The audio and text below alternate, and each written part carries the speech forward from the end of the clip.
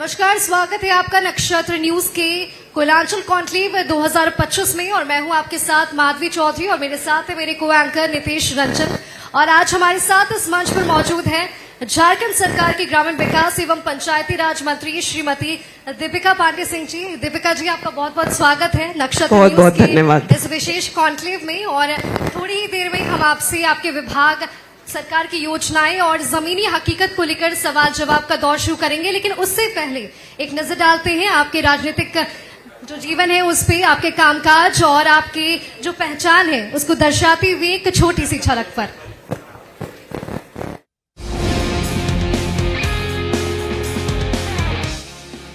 कांग्रेस नेता की बेटी से झारखंड में मंत्री बनने तक का सफर।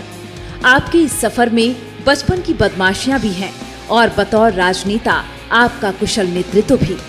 निडर होकर काम करना पिता से सीखा और मां प्रतिभा पांडे से विरासत में मिली राजनीति। लेकिन इस सियासी विरासत को आपने अपनी मेहनत और लगन से न सिर्फ संभाला बल्कि उसे आगे बढ़ाया। इसलिए तो आपके नाम की चर्चा अक्सर देश के सर्वश्रेष्ठ प्रदर्शन करने वाले जिला कांग्रेस अध्यक्षों में से एक के रूप में होती है। झारखंड की राजनीति को ये किस्सा याद है कि अपने ही गढ़ गोड्डा में जब कांग्रेस का नाम मिटने लगा तो जिला अध्यक्ष का दायित्व मिलते ही आपने कैसे कांग्रेस को वहां पुनर्जीवित कर दिया। गोड्डा का ऐसा कोई इलाका नहीं, ऐसी कोई गलियां नहीं, ऐसी कोई पगडंडियां नहीं जहां संकल्पों के साथ खड़े होकर आपने लोगों को कांग्रेस से ना जोड़ा हो। झारखंड युवा कांग्रेस की महासचिव से अपनी राजनीतिक यात्रा शुरू करने वाली दीपिका पांडे सिंह महागामा में उम्मीदों की आवाज हैं। मुद्दों पर आवाज उठाने वालों में दीपिका पांडे सिंह का नाम रहा है। ईसीएल ललमटिया हादसे के बाद पीड़ितों को न्याय दिलाने के लिए अनिश्चितकालीन भूख हड़ताल करना हो या फिर शराबबंदी को लेकर मुखर होकर आवाज उठाना, ऐसे आंदोलन के नेतृत्व ने दीपिका पांडे सिंह को झारखंड में कांग्रेस का बड़ा चेहरा बना दिया। महागामा ने दोबारा दीपिका पांडे सिंह को अपना आशीर्वाद दिया और बदले में दीपिका पांडे सिंह महागामा को विकास। आपका स्नेह, आपका संघर्ष और आपका नेतृत्व आधी आबादी के लिए बड़ी प्रेरणा है। आपके राजनीतिक सफर को देखें तो 2014 में गोड्डा कांग्रेस की जिलाध्यक्ष बनी, कांग्रेस की राष्ट्रीय सचिव भी बनी। 2019 से लगातार महागामा से विधायक रही। झारखंड कैबिनेट में लगातार 2 बार मंत्री रही। 2018 में बिहार कांग्रेस की प्रभारी बनी। कई जन आंदोलन का नेतृत्व किया। कोयलांचल की धरती पर नक्षत्र न्यूज अपने सबसे बड़े संवाद में आपका अभिनंदन करता है।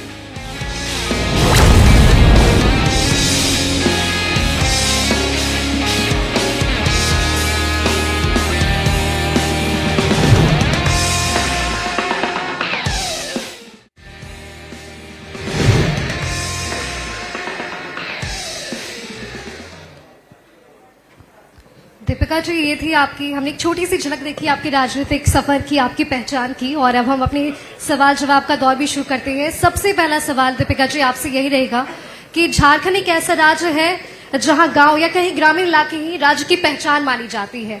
तो रूरल डेवलपमेंट को आप एक स्कीम मानते हैं या उसे समाज के बदलाव का जरिया भी के तौर पर भी देखती है? सबसे पहले तो मैं यहाँ उपस्थित सभी लोगों को जोहार, प्रणाम, आदाब करती हूँ। धन्यवाद है तो सत श्री अकाल भी करते हैं क्योंकि हमारे क्षेत्र में सिख पॉपुलेशन कम है, लेकिन आपके धन्यवाद में। और मैं धन्यवाद करना चाहती हूँ नक्षत्र चैनल का कि उन्होंने मुझे यह मौका दिया कि कोयलांचल में आकर के मैं आप लोगों के सवाल जवाब को ले सकूं और अपनी बातों को, अपनी सरकार की बातों को, अपने पार्टी की बातों को आप लोगों के बीच समक्ष रख सकूं। विशेष धन्यवाद राकेश जी को कि उन्होंने मुझे यहाँ आमंत्रित किया। पूरे नक्षत्र टीवी की टीम का बहुत ही काइंड रहे हैं लोग। और मुझे जब ये आप लोगों ने चलाया मेरे राजनीतिक सफर का, तो हम लोग भी कभी कभी एहसास नहीं कर पाते कि किन पायदानों को चढ़ते हुए, किन संघर्षों के बाद हम लोग आज आप लोग के यहाँ बीच बैठे हैं। तो मैं धन्यवाद करना चाहती हूँ सबसे पहले आप लोग का। यहाँ हम लोगों के साथ उपस्थित है कोयलांचल के मुझे लगता है सबसे सशक्त आवाज मजदूरों के बड़े भाई अरूप जी, सिंदरी विधायक जी, चंद्रेर जी, जिला परिषद है हमारे विभाग से भी संबंधित हैं, और हमारे बहुत ही प्रिय छोटे भाई बादल जी, और यहाँ पर तमाम लोगों का मैं धन्यवाद करती हूँ कि वो लोग भी यहाँ पहुंचे। स्पीकर महोदय ने अभी बहुत संक्षिप्त में अपनी सारी बातों को बता करके यहाँ से गए हैं। और जो सवाल है आपका ग्रामीण विकास की, अगर आप बात करती हैं तो इस कोयलांचल में भी हम जहाँ बैठे हैं, जो माइनिंग का एरिया है मुझे लगता है वह कम है, और ग्रामीण परिवेश में जो लोग रह रहे हैं उनकी संख्या ज्यादा है। यहाँ सिर्फ माइनिंग ही नहीं बल्कि खेती करने वाले भी लोग हैं, और उन इलाकों में भी बहुत बुनियादी जरूरतों की से लोग संघर्ष करते रहे हैं। उसमें सुधार लाने का हम लोग प्रयास कर रहे हैं, चाहे वो उनके आवास की बात हो, सड़कों की बात हो, कनेक्टिविटी, पुल ब्रिजेस की बात हो, या फिर जो माइनिंग एरिया में तो जो मजदूर काम कर रहे हैं उनका संघर्ष अलग है, लेकिन मनरेगा से जुड़े हुए जो हमारे ग्रामीण मजदूर हैं उन लोगों के जीवन को बेहतर करने का प्रयास लगातार सरकार कर रही है। अबू आवास जैसी स्कीम को ला करके हम लोगों ने राज्य सरकार में एक राज्य संपोषित यह योजना है। जब प्रधानमंत्री आवास हम लोगों को मिलना बंद हो गया इस साल, मुझे लगता है पिछले टर्म में 3 साल हम लोग उससे वंचित रहे, उसके बाद एक बहुत ही महत्वाकांक्षी योजना हर घर को, हर व्यक्ति को, हर परिवार को कैसे पक्के छत के नीचे लाया जाए, इसके लिए राज्य सरकार ने शुरुआत की। और ऐसे तमाम कई अचीवमेंट्स हैं हम लोगों के इस विभाग के। और सबसे महत्वपूर्ण जो मैं मेंशन करना चाहूंगी वो JSLPS का है, जहां हमारी महिलाएं समूह से जुड़कर कई तरह से सशक्त हो रही हैं। उसमें उनके आर्थिक सशक्तिकरण को हम लोग विशेष फोकस रखे हैं, और वो समूह में काम करके आज उन ऊंचाइयों को छू रही हैं, और न सिर्फ अपने आप को सशक्त कर रही हैं बल्कि झारखंड का भी बहुत बड़ा नाम किया है। झारखंड के बिरसा हरित ग्राम योजना को, जिसमें जो दीदी काम कर रही हैं, फलदार वृक्ष और टिम्बर प्रोड्यूसिंग पेड़ों को लगाकर उन्होंने झारखंड को मुझे लगता है 10 जनवरी को उस बात के लिए अवार्ड मिलने जा रहा है। तो हमारी बहनों ने भी बहुत मेहनत करके इस राज्य का नाम ऊंचा किया है। दीपिका जी, मनरेगा की आपने बात की, मनरेगा का नाम अब बदल रहा है, VB जी राम जी, क्या कहेंगे? VB जी राम जी मुझे लगता है कि माइनिंग में जो मजदूर काम कर रहे थे उन लोगों को भी लेबर कोड में बदलाव करके किस तरह से प्रताड़ित किया जा रहा है वो आपके सामने है। और मनरेगा का जो यह नामांकन बदल के, और नाम में तो जयराम जी कर ही दे रहे हैं हम लोगों को, लेकिन जो बदलाव इस योजना में, इस अधिकार में ला करके केंद्र सरकार किस प्रकार से ग्रामीण रोजगार पर प्रहार कर रही है, वो उसका प्रभाव आने वाले समय में देगा।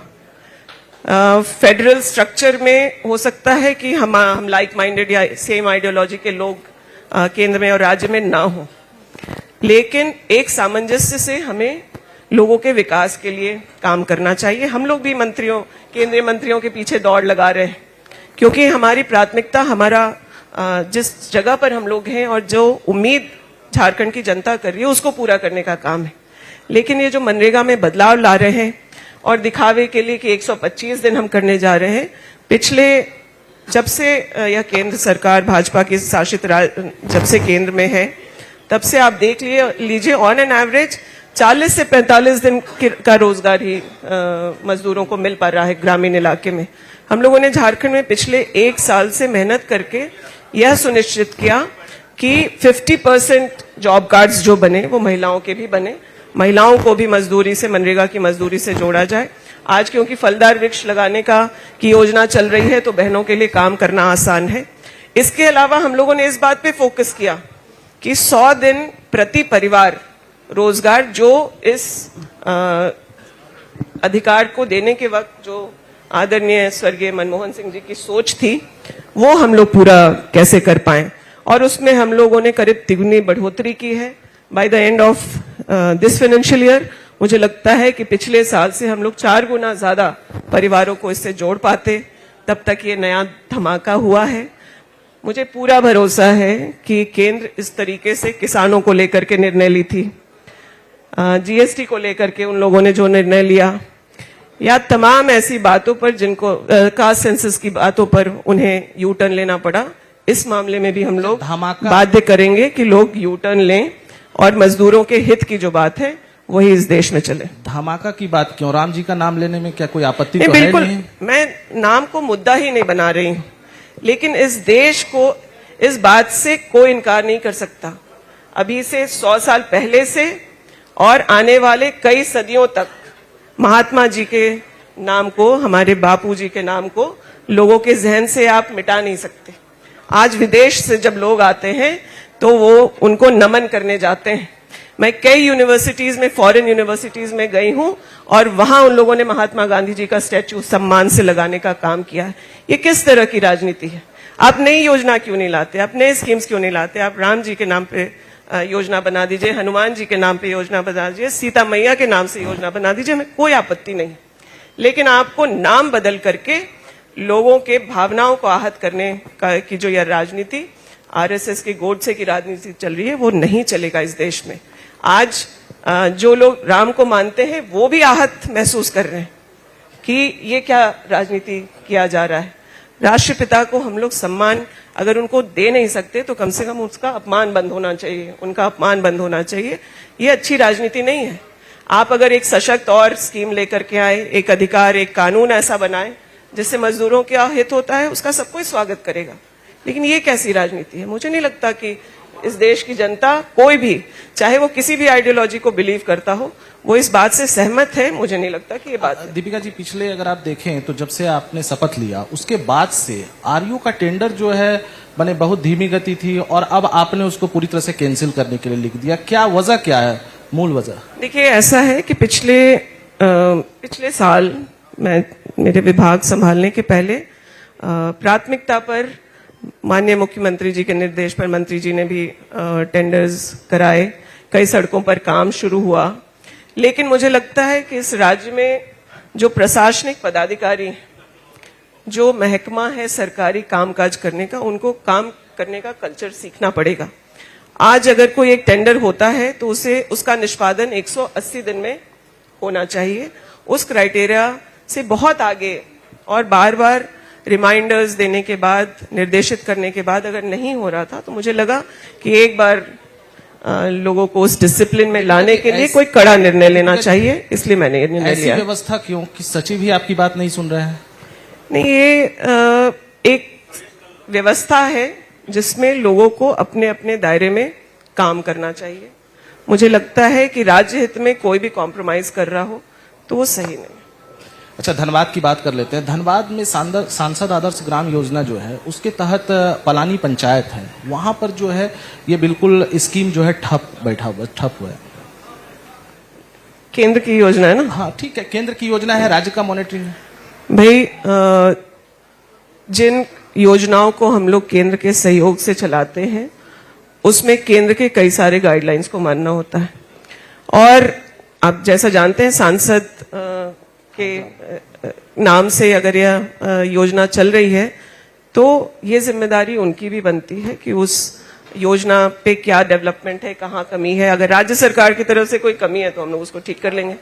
लेकिन मुझे लगता है ये उनके प्राथमिकता में ही नहीं है, क्योंकि ऐसे कई ग्राम मेरे इलाके में भी हैं, वहां की भी स्थिति देख के हमें बहुत दुख होता है। और हम लोग को आपने कहा योजनाओं की आपने बात की, और योजनाओं पर अगर हम देखें तो अक्सर जो सरकार की योजना है, जो स्कीम है, वो पेपर पे सही दिखती है लेकिन इम्प्लीमेंटेशन पर सवाल उठते हैं। आप कैसे इंश्योर करती हैं कि वो स्कीम्स के फायदे अंतिम व्यक्ति तक पहुंचे? मैं इस बात से बिल्कुल सहमत हूं आपसे कि जो लोग संवैधानिक कैपेसिटी में बैठते हैं वो कई निर्णय बहुत अच्छे लेते हैं, बहुत अच्छी योजनाओं को डिजाइन किया जाता है, कई सारे अधिकार के तौर पर लोगों को चीजें दी गई हैं। लेकिन जब आप धरातल पर आते हैं तो उन चीजों को सही, उसका इम्प्लीमेंटेशन सही नहीं देखते। तो मुझे लगता है उसमें बहुत बड़ी भूमिका जो हम जनप्रतिनिधि हैं उनकी हो जाती है, चाहे वो सांसद हो, विधायक हो या त्रिस्तरीय पंचायत के जो प्रतिनिधि हैं। अगर यह अधिकार उनके पास है कि वो अपने कार्य क्षेत्र की चीजों को मॉनिटर करें और सुनिश्चित करें कि वो तरीके से इम्प्लीमेंट हो रहा है। मैं अपने विभाग में यह प्रयास करती हूँ कि चाहे वो पंचायती राज हो, तो आज हम लोग उसको डिजिटल करने की बात कर रहे हैं, काफी उसमें आगे हम लोगों ने काम किया है, लेकिन वो समय अभी हमें अचीव करने में वक्त लगेगा कि जब कोई एक एप्लीकेशन गांव का भी व्यक्ति ऑनलाइन डाले और उसकी डिलीवरी भी वो ऑनलाइन ले पाए। तो अकाउंटेबिलिटी का डेफिनेटली इशू है, लेकिन हम लोग प्रयास कर रहे हैं कि कड़े निर्णय लेकर कुछ स्टैंडर्ड ऑपरेटिंग प्रोसेस क्रिएट करके इन चीजों को आसान बनाया जाए। कोयलांचल में अगर बात करें हम, तो ग्रामीण विकास विभाग क्या कर रहा है, या नक्षत्र न्यूज के चैनल के माध्यम से आप यहाँ पर क्या मैसेज देंगे कि हम क्या कुछ करने जा रहे हैं, खासकर इस इलाके की अगर बात करें? देखिए, एक कोयलांचल की ही बात नहीं, एक पूरे तौर पर पूरे राज्य में ही जिन चीजों को हम लोग प्राथमिकता पे लेके चल रहे हैं वो ग्रामीण आवास है, मनरेगा से चल रही योजनाओं में पारदर्शिता हो, जन उपयोगी स्कीम्स हो, उसमें गड़बड़ियां ना हो, उसका हम लोग ध्यान रख रहे हैं। अब वो आवास है, चाहे अब तो लगातार केंद्र से संपर्क करने के बाद हमें प्रधानमंत्री आवास भी सैंक्शन होने शुरू है। ये अलग बात है कि हम लोग चाहते हैं कि उसमें भी अब प्रति यूनिट 2 लाख रुपए मिले, जैसे हम अबू आवास में राज्य संपोषित योजना में दे पा रहे हैं। ये है, महिलाओं को, ग्रामीण महिलाओं को आर्थिक तौर पर एक्टिव किया जाए, उन्हें सशक्त किया जाए। इसके लिए हम लोग JSLPS के समूह के माध्यम से कर रहे हैं। उन्हें कई तरह की ट्रेनिंग, उनके जेंडर अवेयरनेस को लेकर के हो, उनके स्किल्स को बढ़ाने को लेकर के हो, चाहे उनको कोई अगर स्वरोजगार करना है तो उससे जुड़े हुए चीजें उनको सिखाने और आगे उनको एक मुकाम तक पहुंचाने का काम हम लोग कर रहे हैं। तो ये तमाम चीजें धनबाद में भी हो रही हैं। मेरे पास कुछ रिक्वेस्ट आया है कि कुछ इलाकों को वापस से लोग चाहते हैं कि ग्रामीण विभाग में आ जाए, पंचायतों में उन्हें रखा जाए, तो उन चीजों पर नगर अर्बन डेवलपमेंट उस पर निर्णय ले सकता है, तो उन चीजों को भी हम लोग कम्युनिकेट कर रहे हैं। केंद्रीय मंत्री से जो आपकी मुलाकात हुई, क्या बाबूलाल जी ने कराया या आप खुद पहुंची वहां तक? देखिए, राजहित की बात है, इसलिए मैं इसको किसी कंट्रोवर्सी में नहीं डालना चाहती। विधानसभा में तो आपने सवाल खड़ा कर ही दिया, कंट्रोवर्सी तो हो ही गया, तो यहाँ भी जवाब दे दीजिए। जब एक गलत आक्षेप सदन में उठाया जा रहा है, क्योंकि वह हाउस के रिकॉर्ड में रहता है, तो ये हमारा अधिकार है कि जनता को सही बात बताया जाए। यह सत्य है कि पिछले 1 साल से हम लोग पंचायती राज मंत्री से मिलने का प्रयास कर रहे थे, नहीं हो पाया। हमारे विभाग के जो पदाधिकारी हैं, वहां के पदाधिकारियों से मिलकर तमाम प्रयास कर रहे थे कि वो पैसा आ जाए, और मैं ऑन रिकॉर्ड मैंने हाउस में बताया है कि उन सभी क्राइटेरिया जिसको हमें फुलफिल करना चाहिए वो हम लोगों ने किया। सब करने के बाद फिर सितंबर में भी मैं खुद गई, और जब मंत्री ने समय नहीं दिया तो मैं वहां के सचिव से मिल करके आई। तो हमारे तरफ से कोई कमी नहीं थी और हमने सब कुछ पूरा किया। और हाउस में उस दिन जब ये बात आई कि हमें मिलना चाहिए, मंत्री से बात करना चाहिए, तो मैं ये भी कहना चाहूंगी ऑन रिकॉर्ड कि ग्रामीण विकास मंत्री हैं शिवराज चौहान जी, उनसे मैं 3 बार समय हमने मांगा, हम 3 बार उनसे मिल पाए। वो लगातार वीडियो कॉन्फ्रेंस से मंत्रियों की बैठक करते रहते हैं, लेकिन मुझे समय भी जब मिला पंचायती राज मंत्री से, तो मैं जब वहां पहुंची तो भाजपा के राज्य के बड़े नेता काफी सारे बैठे हुए थे। तो मुझे उम्मीद था मेरे प्रोटोकॉल के हिसाब से केंद्रीय मंत्री मुझे कुछ अलग से भी समय देंगे, जो संभव नहीं हो पाया। लेकिन राज्य हित की बात थी, मैंने इसको अपना व्यक्तिगत इशू ना बनाते हुए उचित यह समझा कि जो जरूरी काम है उसके बारे में बात किया जाए, उनसे आश्वासन लिया जाए और वापस आया जाए। हाउस में बात उठने के बाद, क्योंकि हमारा विभाग लगातार फॉलो अप कर रहा था, तो उसके अगले दिन ही हमें वो रिकमेंडेशन लेटर मिल गया जो पंचायती राज ने मिनिस्ट्री ऑफ फाइनेंस को भेजा है 15 फाइनेंस के पहले किश्त के लिए।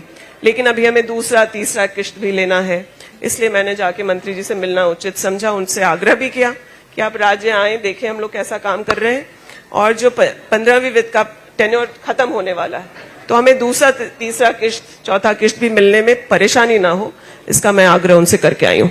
दीपिका जी, आपने जैसे माना कि ग्रामीण इलाकों में, रूरल जो जगह है, वहां पे अकाउंटेबिलिटी गैप मौजूद है। जब मीडिया अक्सर जो रूरल प्रोजेक्ट्स हैं उसकी ग्राउंड रियलिटी को दर्शाता है, कभी एप्रिसिएशन के साथ, कभी क्रिटिसिज्म के साथ, एक मिनिस्टर के तौर पर आप मीडिया को एज अ प्रेशर मानती है या पार्टनर?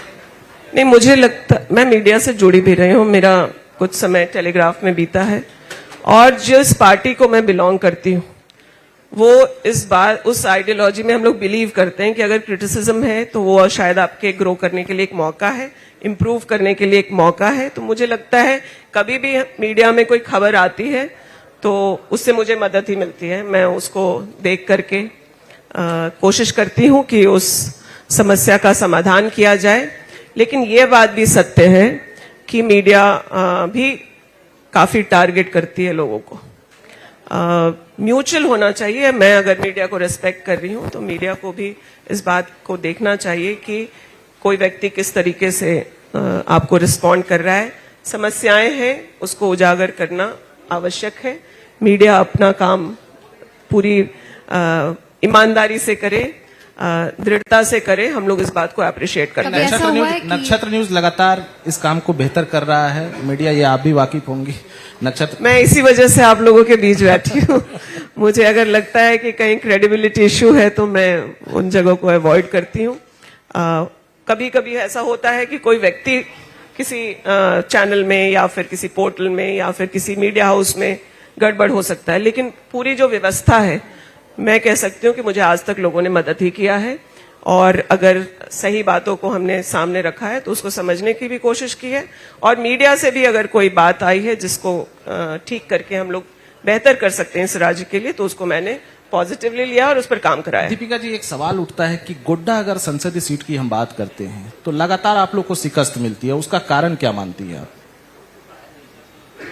देखिए, सिर्फ गोड्डा ही नहीं, अभी तो एज अ पार्टी हम लोगों को काफी जगह शिकस्त मिली है और कई चीजें अब तो बाहर भी आ गई हैं।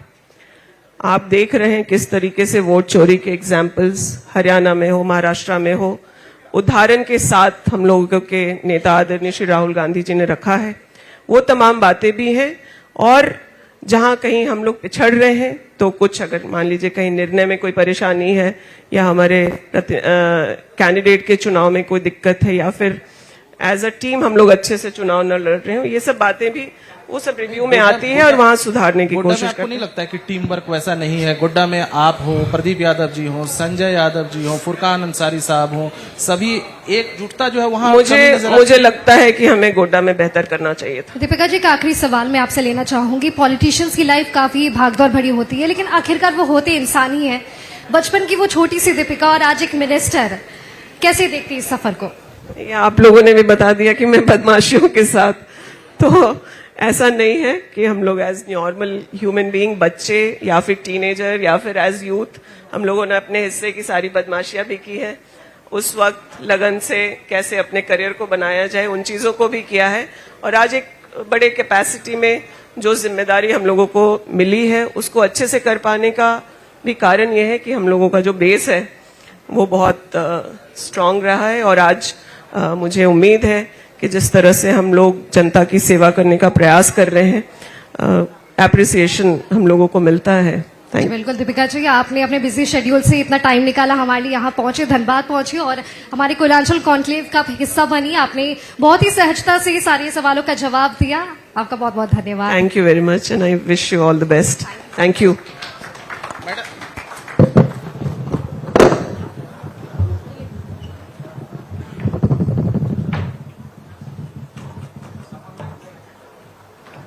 बहुत बहुत धन्यवाद मैम।